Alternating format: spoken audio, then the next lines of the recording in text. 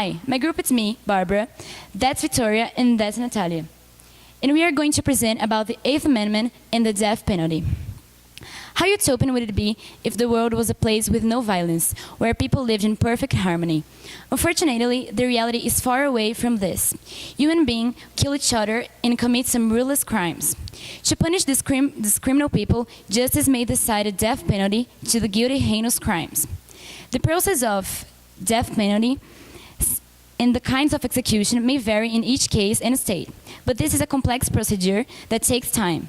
However, the Eighth Amendment guarantees that excessive fine shall not be required, nor cruel punishments, what may be contradictory in a country where the majority of the states approve the death penalty. The process of the death penalty begins when the defendant is sentenced to death, but a long time may pass from the decision of the penalty to the day of the execution. During this time, the prisoner stays isolated from the other inmates in a section of jail called death row, while the lawyer is trying to appeal to the court in the order to release his client.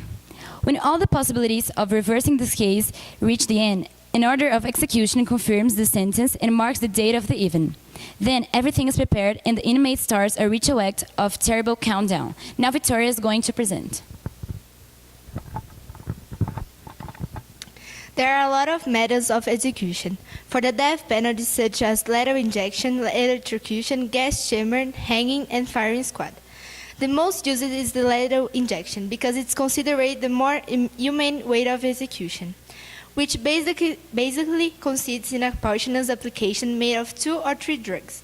Another method is electrocution that refers to the method which the person who is going to be executed sits in a wooden chair and is electrocuted by electrodes placed on head and legs. What is more, the gas chamber method can be compared to those gas chambers used to the Holocaust to kill Jews. It happens in a sealed chamber where a poisonous or asphyxiant gas is introduced. These are the most popular methods used in death penalties. Now Natalia is going to present.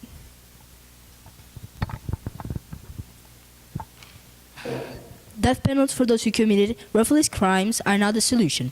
Firstly, because at least 4% of all people sentenced to death penalties are innocent. This means that since 1976, at least 138 innocents have been released and 58 innocent people have died because of this extreme punishment. Secondly, one of the main principles of prison is rehabilitation, which means providing to the prisoners ways to change them to law-abiding citizens.